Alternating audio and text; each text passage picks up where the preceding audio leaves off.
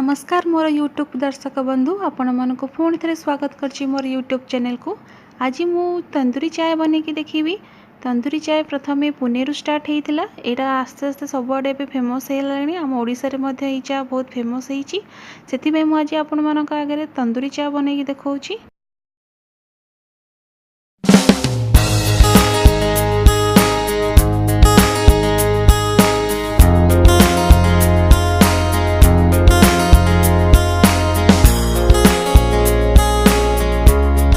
Video जदि आपन को पसंद आसे तेबे सब्सक्राइब करंतु, साइड रे थिबा बेल आइकन को प्रेस करंतु, न्यू वीडियो रे नोटिफिकेशन आपन को फोन को आसी जिवो।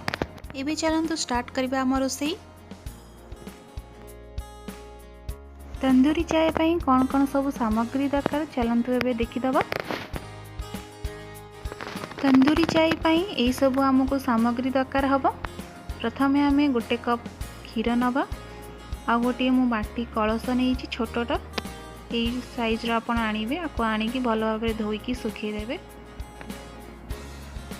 चापती, चीनी, अदा मु अदा को ये भाव छेची देइछि। ता सहित गोटे गुजराती नेछि ताकू भी मध्य छेची देइछि। या परे हमें प्रथमे चा प्रस्तुत करिबा। गैस ऑन कर दबा। ऑन करी चा बसेया पई प्रथमे हमें क्षीर सेथिरे दबा।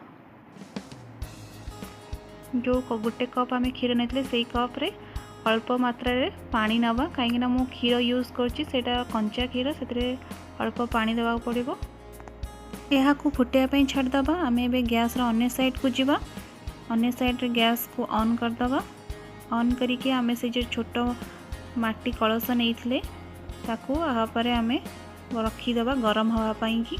प्रथम आम लो रे दबा तापर ताकू हाई करवा। गैस रो अन्य साइड रे हम क्षीर उतरिबा को लागलानी। एबे हम गैस रो फ्लेम कमे कि आकु लो रे बसेबा। यहा को हमें किछि समय फुटेबा।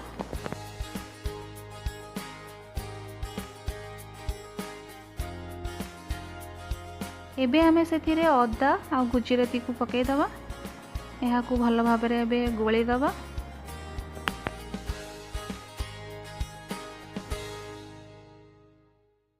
एबे हमें गैस रो अन्य साइड को जीवा जोठी हमें माटी कलश को बसई थिले गरम हवा पई कि। तळपट साइज गरम हो सारानी। एबे हमें ताको साइड रे गरम करिबा। एबे हमें एथिरे चीनी ऐड करिबा। या को भल भाव रे हमें एबे गोळे दबा।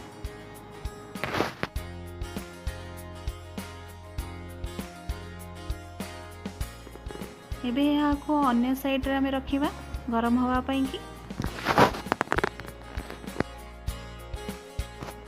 यही माटी कलश को आमको भल भाव पोड़िया को पड़ो। आपको जिते भल भाव आपड़ पोड़े तार टेस्ट भल आसो आमर तंदूरी चायर। एबे यार सबु साइड हो जाइए। आम ताको उल्टेकी रखीदे। भीतर पटटा भी जमी भल भाव गरम हो। यह को सावधान भाव आप रखिए ना आप हाथ में भी निआ लगिपे। यापर आम क्षीर रे चापती पकेबा।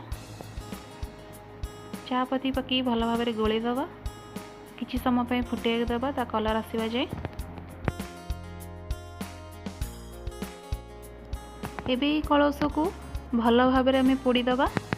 ताकू मु सीधा करी रखुची और गैस रो फ्लेम को मध्य हाई कर दोची जेमती कि भल भाव में पोड़ी हो जिवो। आपको एपट सेपट करी आपण धरिकी पोड़ीबे। आम चा एबे प्रस्तुत हो गलानी। एबे याकू बंद कर दबा। ता सहित अन्य साइड रे हमें रखिथिबा कलश को मध्य बाहर कर दबा।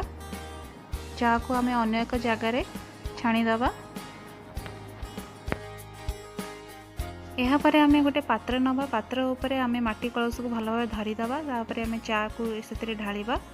चाटा एबे आस्ते आस्ते करी उतरी आसीबो। यहाँ को हमें तंदूरी चाय कहूँ। जेहेतु माटी पात्रटा गरम अच्छी से चा गुड़ा सब बाहर को बाहरी आसुची। यापर या भल भाव आम से पात्र काढ़ीदबा। माटीर जो सब फ्लेवर एबे से चार आसीगला। यापर आम कप या सर्व करदबा। एबे आमर तंदूरी चाय प्रस्तुत हो गला। आपण मध्य ये चा प्रस्तुत करें निज घरे। मो रेसिपी आपण मानू केमती लगिला मते निश्चय कमेंट सेक्शन में जनइबे।